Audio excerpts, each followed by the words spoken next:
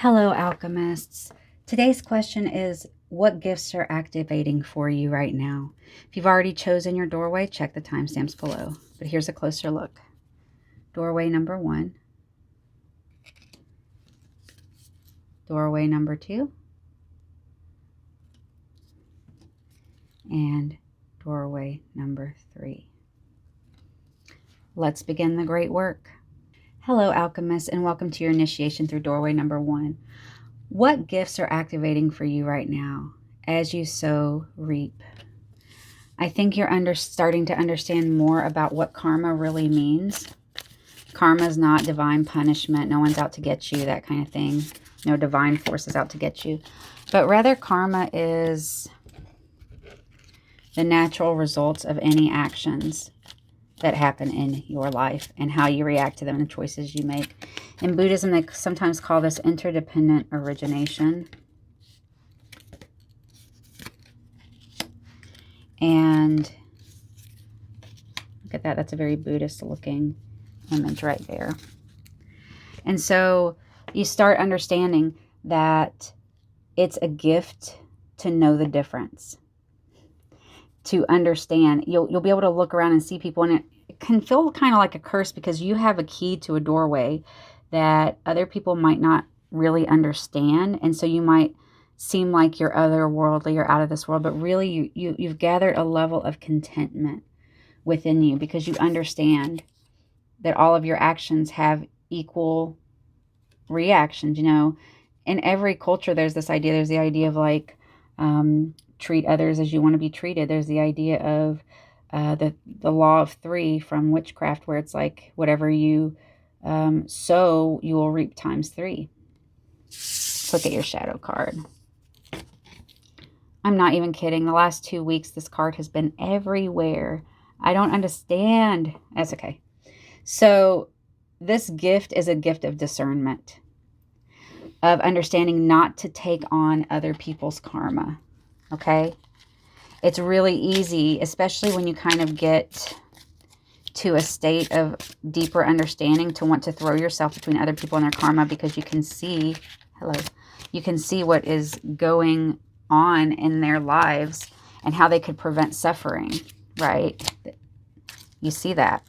You've dived below. You've gone through the door. You don't fall for this anymore. You fell for it in the past, but now you're starting to become more balanced.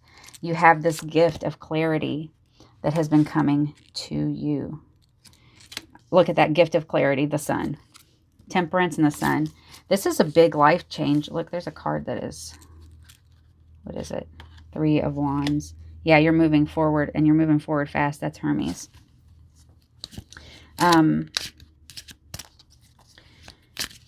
So this discernment you're learning.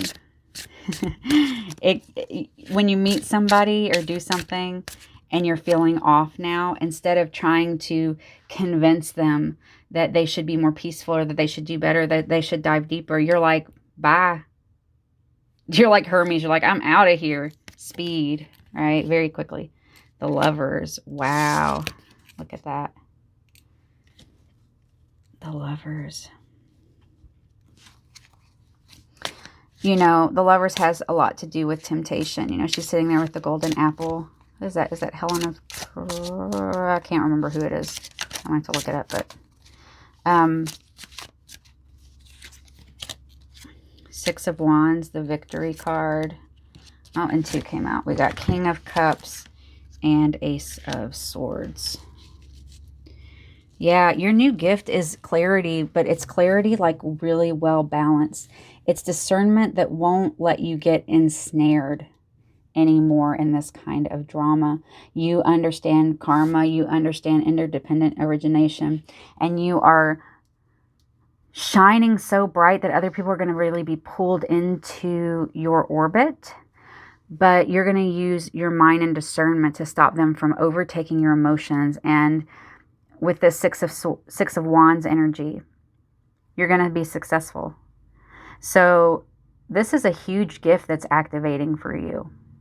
It's going to make a huge difference in your life and the way that you relate to other people and the way that you move through the world. And with this kind of siren energy, you know, I was saying people are going to be drawn to you because of the light. Remember not to get caught up in trying to impress them or show them the light that you carry. That's for you to share with people who have shown you that they deserve it. You can just be your light and pour it out naturally, but don't give extra to people who have not earned that privilege. My ability to conquer my challenges is limitless. My potential to succeed is infinite. Ooh, that's a great affirmation there for you.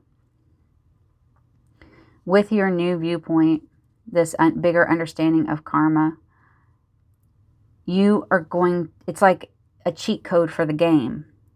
You understand and you'll be able to see multiple steps ahead. It's going to almost seem like magical or psychic, because when you get in touch with your intuition, you'll see how things unfold more easily. And look, you become the key to the door. There is no key. You are the key. You dive deep. And through that diving, I get the feeling here of two things, like honey, like nourishing light. But I also get the idea of the divine light that pours through the tree of life in like an expansive way. It's almost like the opposite of the tower, right? Where the light comes through to destroy. This is the light that pours through in order to nourish. Wow. And, you know, this gift is something that you'll share with other people, but you don't need to do anything. With this Temperance card and the sun, you're just going to be shining. You're just going to be light. You don't need to teach anybody. Your very presence becomes the teacher. Your very vibrancy becomes the lesson. So this gift is going to help a lot of other people too. If you can help even one person wake up from this kind of wolf-sheep energy, even if it's just yourself, you've done a great service to humankind. So keep up the good work, alchemists, and I'll see you next time. Hello, alchemists, and welcome to your initiation through doorway number 2. You chose Carry Hope. What gift is activating for you right now? With that Carry Hope card, this skeleton is sitting in there in the rain with like a rainbow umbrella. It's the idea that even during the hardest times, you're learning how to be, I feel like I need a second one, the bright center that kind of holds everything together, not just in yourself, but for the people around you. Now, remember, the caution with that is always to make sure you're not depleting yourself. Carrying hope forward is an act of great rebellion, of great revolution. It's revolutionary to be hopeful in a world that is trying to beat you down. And around a lot of, you might have some really negative people around you. We'll take a look at these shadow cards. So fantasy, yeah, money issues, and feelings of abandonment. You have been through the ringer, haven't you? Dreams that you believed in but were really fragile and fell apart. Money issues, but also being in like headbutting with another person, especially around money or resources. And then it looks to me like you have an abandonment wound. And so carrying hope is a radical act for a person with an abandonment wound. Yeah, you feel like that you often have to wear different masks. And look at the color theme in this is even very similar. This came up in doorway number 2. So if that resonated for you. And then we have this butterfly. So transmutation, transformation. So by carrying hope, you're able to transmute yourself. And in this, it looks like there's like little screens and TVs and things like that. So you're able to liberate yourself from these different images that have been imposed on you to find a more peaceful space within yourself. And if there has been relationships or things in the past that have really brought you really terribly difficult challenges, you're starting to learn that by carrying hope, your gift of carrying hope is actually the gift of not abandoning yourself in order to help other people, or in order to not abandoning yourself to make more money because it's what you're supposed to do, not abandoning yourself for the castle in the sky where, you know, the perfect love is waiting for you. Guess what? There is a perfect love, and it's yourself. You are the one that you cannot abandon. Don't abandon yourself for anybody or anything. The Chariot. Yeah. That's it. You're ready to move forward out of this energy of stuff out of your control, making you who you are, into this energy of I'm moving myself forward into this peaceful space. Knight of Wands. You know, adding some playfulness and some romance. And I don't even mean romance like a romantic relationship. I mean romance is like whimsy, the traditional idea of what romance means, which is how can you do one little thing today to make your life just a little bit funner or to make someone else's life a little better that doesn't really take any effort. Like I do a series of mini whimsies and random act of kindness shorts, just something like that. Like I'm going to put a cape on and take a walk, or I'm going to dance to my favorite song. How can you use this difficult past energy as you're transmuting it into becoming more of yourself and having more fun? The Sun. This also came up in a previous, in doorway number 1. So you are being called to transmute your light from this worldly stuff into the inner beauty that will always shine bright no matter what happens in your outer circumstances. So you need to stop looking outward and start looking inward. And looking inward, Queen of Wands energy, looking inward is about challenging the status quo of what you were conditioned, but it's also looking inward and appreciating and loving yourself for who you are. And here we have 2 of Pentacles and 6 of Wands. Wow, we are getting a lot of the same energies in doorway number 1. You might be picking up the gift of karmic understanding like we talked about in doorway 1, along with learning how to carry hope even through the hardest times. You're balancing a lot of energies here with the 2 of Pentacles, but your Queen of Wands energy is coming out very strongly, especially next to the Sun. You really are becoming your own savior figure, right? You're working on reparenting yourself so that if you have to wear masks in the world, you don't over identify with them. You know, we all have to wear masks when we go out in the world somewhat, but you're not going to over-identify with the mask. In fact, you're going to let it nourish you. You're going to transmute the power of it so that it's more nourishing for you. Wow. Yeah, you're ready to let go of these illusions. You're ready to let go of this abandonment wound, and you're going to say, I'm not going to abandon myself anymore. I choose happy. Yeah, you're not going to... I release all negative thoughts of the past and all worries of the future. Yeah, like I said, you're just ready to let go of this energy, and you will be victorious with it. This energy of scarcity, this energy of getting mired in other people's problems, you've carried your hope through all of it, and you've seen it blow up in your face over and over again, but you're shifting what hope means to you now. Hope doesn't just mean something that is passive. Hope is an active thing that you do now. Hope is an action. All right, alchemists. Wow. This is some powerful energy that you're having here, and I'm so proud of you for the work you're doing. And I will see you next time. Keep up the great work.